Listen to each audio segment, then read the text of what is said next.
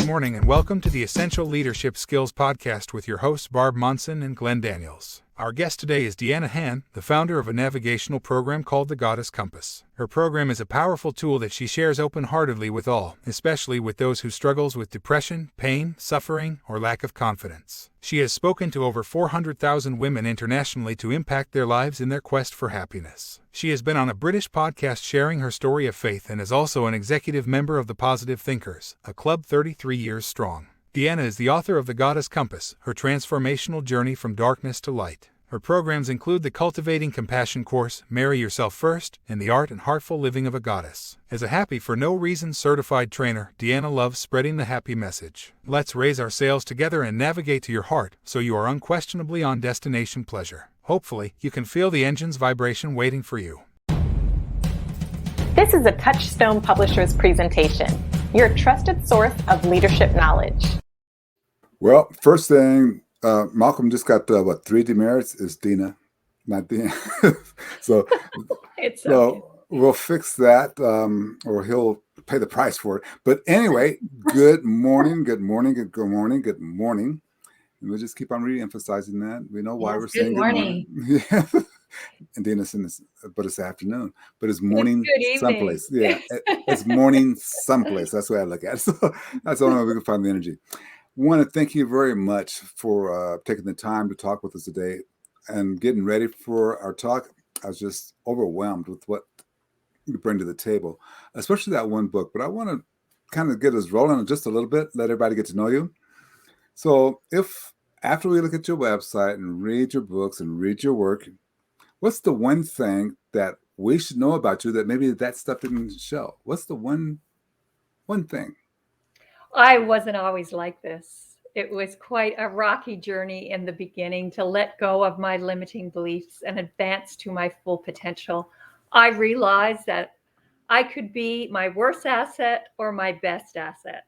And I chose, it's about choice, to be my best asset and stop suffering from everything that I went through in my past. And that was so transformational. And the women that I spoke to, and the over 400,000 women I spoke to, at the end, I said, we all have to be human vibrators. And I really believe that we can vibrate the planet at a negative impact or a positive impact. So that is my tagline now. We all need to elevate because we're all balls of energy, and it can be negative energy that people will repel us, or it can be positive energy where people want to know more. So, and isn't that the key? How to get that positive energy going? It sure is. Yeah. And I am so grateful. And I'd like to share with you that this is actually Thanksgiving because I'm here in Canada in St. John's, Newfoundland. So I just finished a beautiful lamb dinner with my son. And I said, I'm on the podcast now. So, So he has to do I'm dishes. grateful. I'm so grateful. Make him do the dishes. You're always grateful, not just on Thanksgiving Day. That's probably true. Happy Thanksgiving. Yeah, happy Thanksgiving. Thank you. You guys, if you're in the USA, which I believe you are from just looking over some of your things on Spotify, you got that coming, and it's always nice to look forward to. It's such a beautiful celebration. Yes, it is. But I celebrate life every day, and my son said, you're always grateful, and it's so true. And that's how I'd like to start, just sharing a little bit of my journey to continue with your question that you asked me. I'm actually grateful for everything I've been through, the dark, because I took the dark and I transformed it to light. I'm no longer a victim. I'm a warrior. I'm a graduate of stage 3 cancer. I'm no longer a victim. I went through 7 car accidents in my life. Only one was my fault. And that was avoiding the tail, a tail of a beaver. And I always say in my presentations, I live to tell the tale now. So, and I try to put humor in everything because it's not just about the seriousness of life. And when I went through, I can look back at it and almost laugh now, because if I can get through all of this, I know no matter what anybody's going through, that my courses and everything I do can help them elevate their vibration and energize their life so they can advance to their full potential. So it's interesting how you pointed out that you are not a victim, you're a warrior. And it really strikes me how, we all have this story and these life experiences, and you can identify as your experiences one way or another, either having overcome them or you're still under the weight of them. And so, but you said choice, you chose to be a warrior. And that is a vibration that, reverberates across others. That's fantastic. It's so true. And I chose to be a light warrior, not a warrior with a sword, like a warrior with light and love and compassion for other people. Because truly, we've all suffered. But whether we choose to stay there in that vibration or we want to change that vibration, it's a choice. Yeah. It's a choice. I was tired of suffering. And I was tired of numbing my pain. So back to the Amazon jungle experience, I truly learned to lift that weight off my shoulders and let it go. And when I did, I didn't have to take any more medication. Meditation was one of the things that helped me raise my vibration. But it's like the burden. It sounds so simple, but when you're tight and you're stressed and you're angry and you're suffering, everything is tightened up and you are actually in pain. And everything do not vibrate the same. And once I realized that, I could lift my arms, and the more I could lift myself up, the stronger I became and the healthier I became and the more grateful I became of everything that happened to me, because it was just like there was this formula inside me that I'm tired of suffering. I don't want to suffer anymore. And that's when I went on the personal development journey to leave no stone unturned of how I could be a better person and just be able to advance to my full potential after everything I've been through. So did you go to, I'm sorry, Glenn, no, go ahead. Barb. Go ahead, Barb. Usually jump in at the same time. No, we haven't. I was curious as to whether you went to the Amazon jungle with the intention of development, or was it for another reason, and then that just was a happy outcome? It was a happy outcome. It was Okay. like, we tell ourselves a story. It's our own narrative, is our own story. And I'll just use the example as the victim part. I was in the car accident. I lost my business. I lost my father. I lost my job. There was just so many things. And I can just look at it. I'm open now to a new life. Like, is there a portal there? You can decide to be frozen and numb and stay on those pills forever, or you can look at that portal and where is it going to take you? It needs to be a journey to your heart, and decide that you got to love yourself, and you got to have self-compassion, and you can't give from an empty cup. Because after I went through all of that, I was still a mom. I was still a wife. I was still a teacher. I was still doing so many things, but I was giving from an empty cup. So I would do all of that, and then I would just collapse. But now my energy is like, where do I get my energy? I think I get it from the universe, because there's nothing holding me back anymore. So hopefully that answered your question. It did. Yeah, it was definitely a golden nugget in that journey, I wonder because, when you made that change, you made that choice, was it something dramatic, or was it just step by step over time? I'm asking that to clarify for my next question. When I went to the Amazon jungle, it was actually a gift from my husband, because he saw me drifting away and nobody could reach me.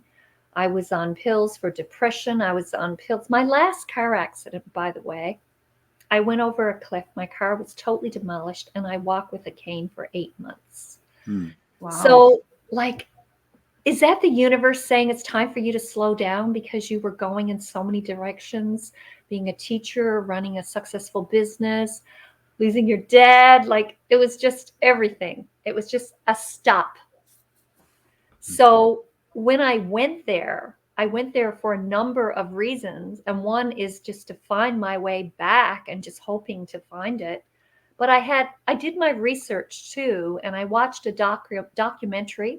I don't know if anybody here is familiar with our Canadian scientist, Dr. David Suzuki. Yes. Yeah. Okay. So I did plant medicine while I was there, but you don't need to go to the Amazon to do this plant medicine. I'm sure it would help with the things that I went through, but it was really a journey to my heart to find my way back to myself because I was so lost from all the trauma that happened in my life. And a lot of those things are based on our experiences. Like I had a fear of driving. I had a fear of doing so many things.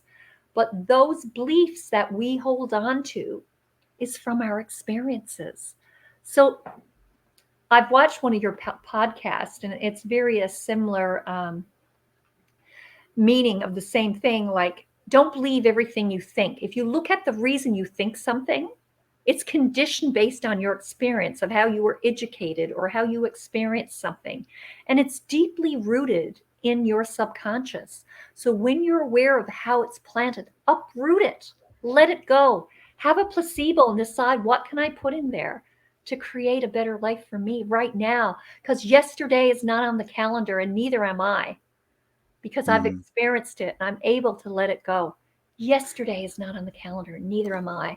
I shut all of that trauma in the drawer, and basically I've taken the lessons learned and moved them forward. Well, And the I'm reason also why, a big, big believer in God or something very powerful in the universe. God do not make junk, and he never started with me. So by finding my way back to myself was the best gift. I'm my best asset. well, the reason I agree with your best asset and the journey. But the reason why I asked the question, was it something that just tripped off a big change? Was it something drastic, dramatic that took place that caused you to change, or was it a tiny little bit at a time? Because most people, and I won't say most people, but a lot of people, and I'm included, have not had that big dramatic thing in their life. Okay. There's a So, couple things that happened. yeah. Okay, I'm going to continue answering your question. So when I was in the Amazon jungle and I did the healing and I tapped into my subconscious by doing this plant medicine, I was also told I was a goddess, and I didn't believe it. Me, a goddess? No way. And, goddess in my book, I talk about being a co-creator and being courageous and confident and compassionate. I lost all those things because I was numb with pain. I was ashamed that I couldn't be a good teacher, a mother, or a wife. So when I was told I was a goddess, like, it didn't mean anything to me. Not me. I'm definitely no goddess. But a couple years after, I was following a blog, and it was a lady out of New York City. And she was offering me to go to New York for the weekend to try out for this weekend seminar. And there was 1,500 women there. And you could put up your hand and tell your story. I got on stage to tell my story. But before I even had the opportunity to do that, she said, "What's your name?" And I said, "My name is Deanna." She said, "No, your sister goddess, Deanna." I almost fell off the stage because, like, the word goddess didn't mean anything to me. And so all of these women that are here, she made them believe they were goddesses, in the sense that we're co-creators as women. And even for the men out there, we are the co-creators. We create the child inside of us. So we are the ones that do that. So her philosophy was, you can create anything. So that was a bell that went off in my head. And I said, yes, I can create a better life for myself.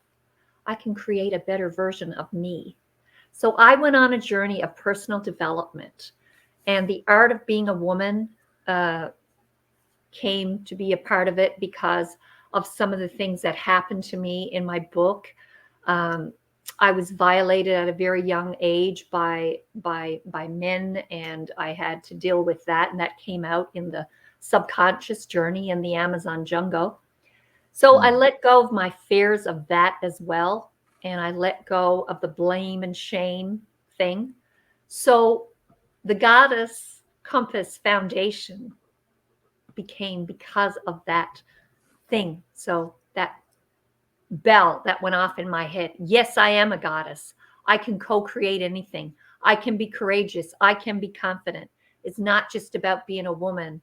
We can co-create with the universe when we let go of thinking we're not enough and let going all of those limiting beliefs and taking that journey to our heart.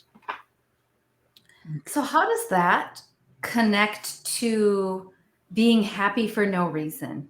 Tell us about that. Oh, yes. So I've created, so that almost 10 years now since I've been to the Amazon jungle, I went on a journey of self-development. And any course that was out there, I learned it. Like I am a reader, I'm a writer. And so the self-development part and the happy for no reason is 21 tools of things that I collected that I work with my clients in my coaching, whether I do it in groups or whether I do the one-on-one thing.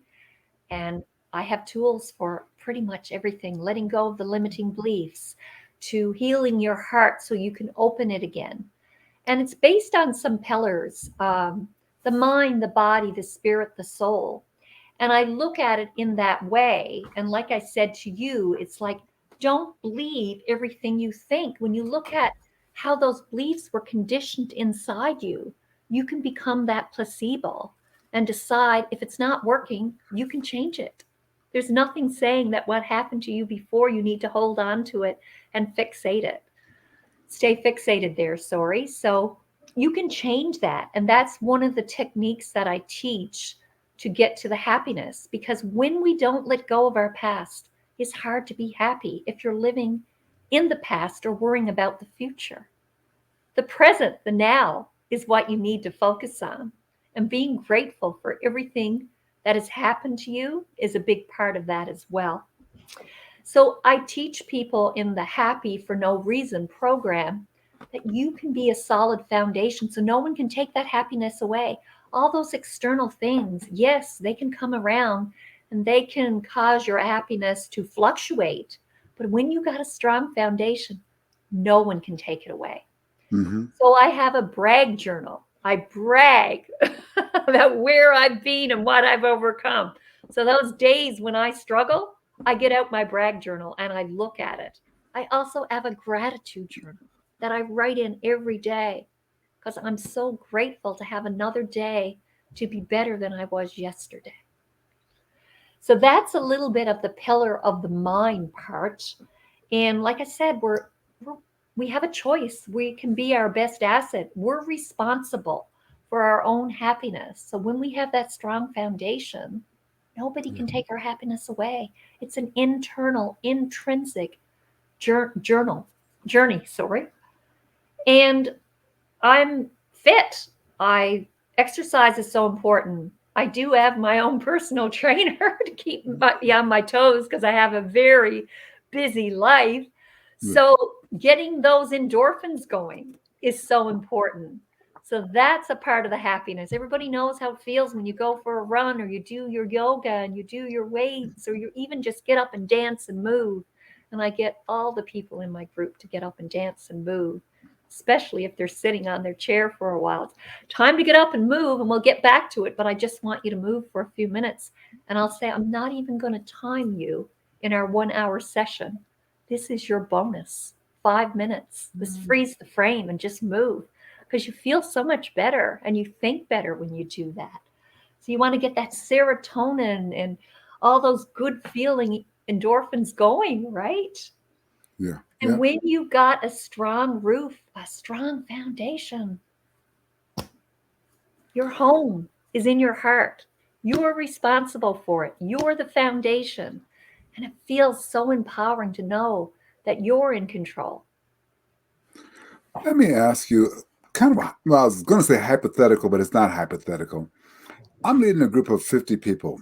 If I'm leading a group of 50 people, and I got 2 or 3 of them that just don't quite have that foundation. to want to do personal development, to want to move their bodies, to want to grow. How would you coach me to coach them? Well, let's just talk about my client that I just had on Saturday night that just shared with me how much they're suffering and how much they're upset with their ex. I just looked at them. Are you tired of suffering? Are you truly tired of suffering? Because there is a better way. We can talk about it a little bit more. And then I can, I'll start off by saying, everything that's happened is in the past. You can hold on to that, and that's just going to weigh you down, just like it weighed me down. And I'll share a little bit of my story with them. But I got tired of suffering. It was exhausting. It was fatigue. It was making me sick. It was lowering my vibration. Is that what you want to do? Do you want to lower your vibration? You're sick now. Look what you told me. What is wrong with you? This person has health issues. When you have health issues, a lot of times it can be connected to your emotions and how you feel about yourself. Not always, but a big part of mental illness and how you feel is connected to all of that. So I would start having that conversation. And I would also tell them, you deserve better. You don't deserve to suffer. Don't you feel like you've suffered enough? Because if you have, there's a better way. And we've got so many options for you. And then I work with them to let go of limiting beliefs and to heal their heart. And forgiveness is a big part. It's a gift to yourself, but it changes the vibration around you. Nobody wants to be around someone that's constantly bitter and negative. You're not going to attract the right people. You have to break that cycle, break that pattern of having those people around you. So when you change the energy around you, you truly transform your life. Where do you see that foundation coming into play? I'm hearing that word repeatedly, and that clearly is a key element of being happy for no reason and having something to fall back on when things rock your world, so to speak. Do you mostly work with people who are building their foundation? Is that part of what you're showing them, or do you find yourself working with people that have the foundation and they're looking for another level? They want to up level it. A little bit of both, actually, Okay. Barbara. So I work with people that are in marriages sometimes that are struggling with keeping the marriage together. I work with people that are totally under pressure with work. I'm talking corporations here now. And like, I can't get all this done in one day, And yes, we have our prioritized list and our to-do list, but sometimes we get so overwhelmed that we get into the negative that it's hard to get ourselves out of it. I know it sounds funny. Put on the music for 5 minutes. It will get you out of that crazy mindset that you're in. And I also have a client that I've taught to pinch. You pinch yourself and you come back. That pain will bring you back to making you realize you don't want to suffer anymore. And also it will bring you back to the now. And the word stop it 10 times. Stop it, stop it, stop it, stop it. You know how to go down that rabbit hole, but you also know how to get up because you've done it before. And it feels great when you do it. So I hope that answered your question. It does. Thank you. Yes, it does. It does.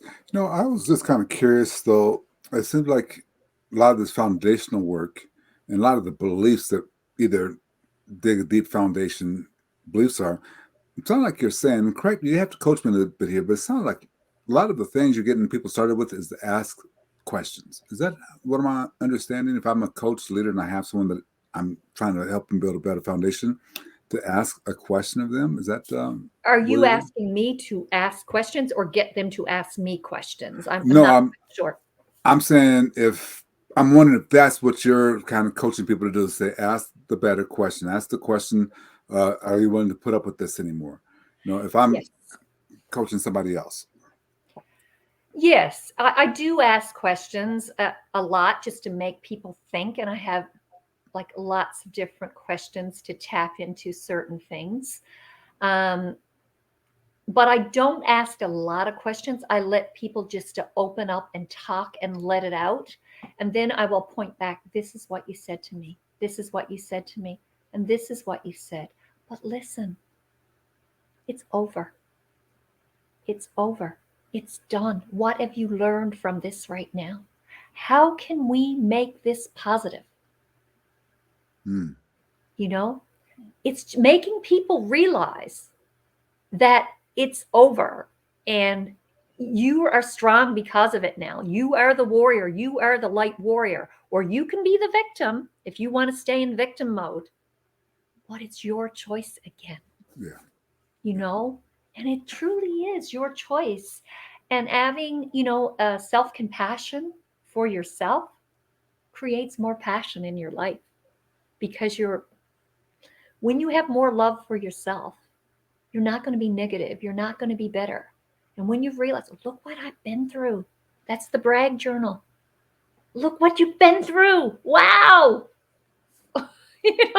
Seriously. Look, you can get through anything now because it's over. And look what you've learned. No one will ever hurt you like that again. You're in control. Yeah. You're empowered. So limiting beliefs are a powerful thing. And I don't know if people who haven't really investigated that in themselves or had that conversation a lot, it's kind of one of those hidden inner saboteurs that we aren't aware of, that it's kind of our mode of operation when we're on autopilot. So are you seeing kind of a common theme with your clientele, with people, if you're speaking to a stage, because you have the different areas of life where you coach? It could be, a burned out corporate person. It could be in a relationship, but the limiting belief is the root cause, not the symptom. So maybe you're seeing different symptoms, but the same Right. common belief. Mindset. I mean, we've heard it over and over, but when you take it and look at what mindset actually means, it's being mindful of how you can go down that rabbit hole. It's being mindful of how you can get out of it. And again, it comes back to choice. And it's also realizing if you're tired of, being fatigued from the beliefs that you held on to for years, and how you can change them. So again, it comes back to let's work on the placebo again. Is that belief working for you right now at this stage in your life? That happened 10 years ago. Do you really need to hold on to it anymore? Because some people get fixated. And something I realized in my coaching is a lot of people will talk about their suffering forever and ever and ever. And I'll just say, it's because they're so stuck on it. They're fixated. So we need to break the cycle, break the pattern. Because I'm just going to ask you to do something very simple right now. Say, I believe, and see what part of the body you touch. I believe, yeah. It's your heart. Yeah. You don't touch your mind. So when you look at how much you need to heal your heart, that's about letting go of the pain, isn't it? Because that's what gives us those heart attacks that break us down and don't make us feel good about ourselves and our lives. So when you start with, I believe, what do I need to believe right now to get through what I'm going at this moment in time? It's very powerful. I have a kind of a two-part question for you again. Sorry. Okay.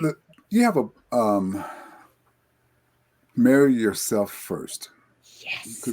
Tell us a little bit about that. And then also, go ahead and if you don't mind, if you tell us a little bit about that, go ahead and tell us so what you're doing. If you will, just tell us what you're doing after you tell us about that. Tell us what you're doing right now to help people. Who are you working with? What's your client base? How do people get a hold of you? But first off, talk to us about marry yourself first. I'm going to tell you about that because I love that program and I get such great feedback. I'm so grateful that I took the time for that one. I realized because I was so sick that I needed to take care of myself till death do me part, right? And then I said, it's a ceremony. That should be celebrated, celebrating yourself. So we need to take care of ourselves till death do us part. So I decided, marry myself. I have to be in love with myself first before I can truly love another person in a healthy, fulfilling way. So I'm not the taker, I'm the receiver, but it's a reciprocity. It's more of altruistic. And then I realized if I've got a full cup and I truly love myself, everything about me, I've got no shame of what I've been through, where I've been, what I've done. I've forgiven myself. I've forgiven others. Then I can marry myself. And that ceremony is you need to take care of yourself first till death do us part. We do a ceremony. We have a psalm. You get a certificate that you're married to yourself. It's beautiful and it's very powerful. And I mean, when we do it together as a group, because the last time I did it, there was 10 women in the group. They loved it. And it was just like, you're right. I got to take care of myself. It doesn't matter about the other things. I'm no good to anybody else if I'm giving from an empty cup and I'm depleted. So we got to fill that cup up with self-love and self-compassion. Then we can align our compassion with other people, because we all have needs and we all have feelings. But when your needs are not met, that's when you get the negative feelings, and you want the positive feelings. So when you have that self-compassion and that self-love, which is the marriage ceremony, and you're ready to go to the altar of life and celebrate everything with someone else, and they'll want to be with you. You're not giving from an empty cup. Okay. You cultivate more compassion for others when you have self-compassion for yourself. Like, I'm just looking at a sheet here that I use. Is it okay if I share a little bit about that with you? Sure. Okay, so when your needs are met, you feel affectionate, because that's a need. As human beings, we all have that need, to feel affection. Okay. We like to be engaged, and many ways we can be engaged because we're curious as human beings of different things. Excitement. Everybody wants excitement in their life. Everybody has different levels of excitement, but as human beings, we crave excitement. The gratitude, being grateful, is actually a feeling associated when we have needs met. We're grateful when someone does something for us. And obviously the happy part, we all want to be happy. Yeah. In my program, I say to anybody who would like to be happier, that was at the Positive Thinkers Club the other day, there was nobody in the audience that didn't put up their hand that they didn't want to be happier. We all want to be Sure. happier. So it's a need as a human being. We all have to live with hope. And being a cancer graduate, I had to live with hope. Inspiration and peace. We all need to feel peaceful and inspired and being refreshed. And there's just so many ways to feel refreshed. I mean, getting your sleep and being rested and Yes. meditating. So I hope that helps with that.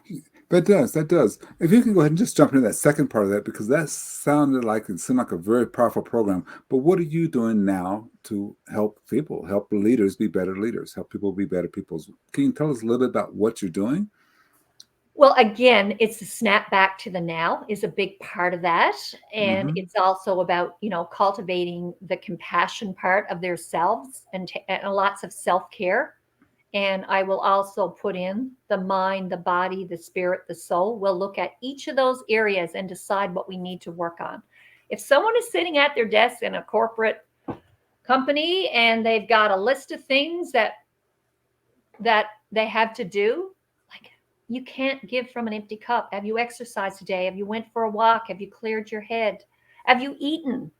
Oh no, I had breakfast. It's now 6:00 in the afternoon, I even tell my clients, if you haven't had time to eat before you come on, bring your food with you, have something in your hands to eat. Yeah. Cheers. Amor. Okay. That's so true. So much. I think back to my former corporate self, and so much of that is so true. Just as we close out today, and we thank you so much for sharing your wisdom that you got from some really dramatic experiences.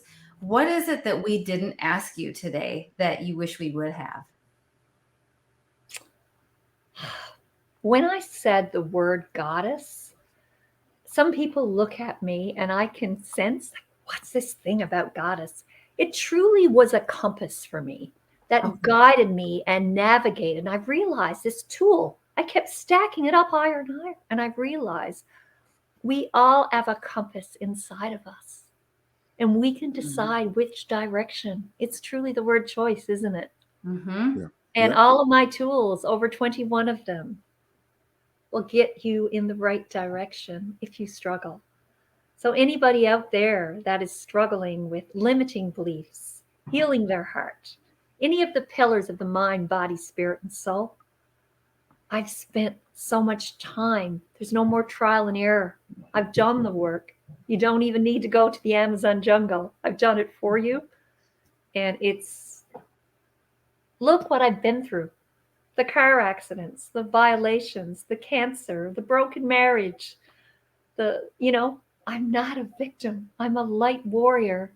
And we all need to be human vibrators to vibrate the planet because everybody needs love.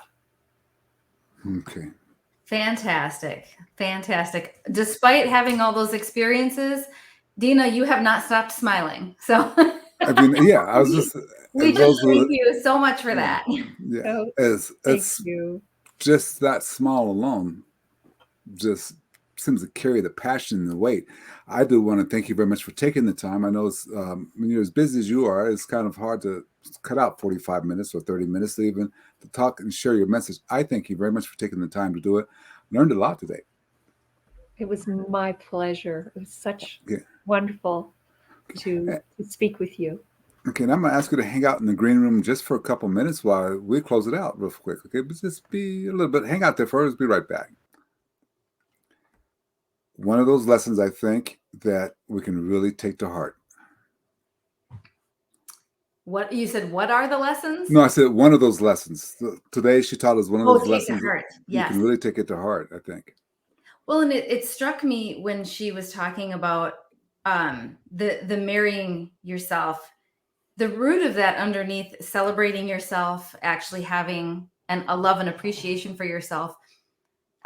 People need permission for that. I think that there's a lot of society, just cultural subliminal messages to serve others. Certainly we need to do that, but sometimes we lose ourselves in the process of that. And so in the spirit of giving and wanting to be productive, even maybe it's not even, like a philanthropic giving, it's just being productive, being capable, showing up in my organization and in my family. I think sometimes we do need that permission to celebrate. And that might point back to the simple fact that we show that by not taking our vacations. It's amazing how many people don't take their vacations because they're not demonstrating the love. We talked about that the other day in a class. So, the thing is, you maybe said, if I get this goal, I'm going to go buy this. I'm going to treat myself to it. But you get the goal and you don't go buy yourself or treat yourself to it. Yeah. Like, I think it's the thing of giving yourself permission. And when she was talking about that, of course, that would take me back to the personal issues, and you start thinking about that. But then I moved to saying, okay, well, if I'm going to be a leader of people, maybe I should lead myself. Yeah. And that's the power of having somebody who's, again, a thought leader who can think through issues and has done the work for us. That can be the power of that. So I thought it was very good today. Yep. Food for thought. Yeah, food for thought. Well, let's go ahead and get ourselves closed out here. I want to thank everybody for hanging out with us today. I'll find the magic button and we'll get closed out. Thank you for connecting with us here at Touchstone Publishers. Please join our group Essential Leadership Skills and share your leadership knowledge with us all.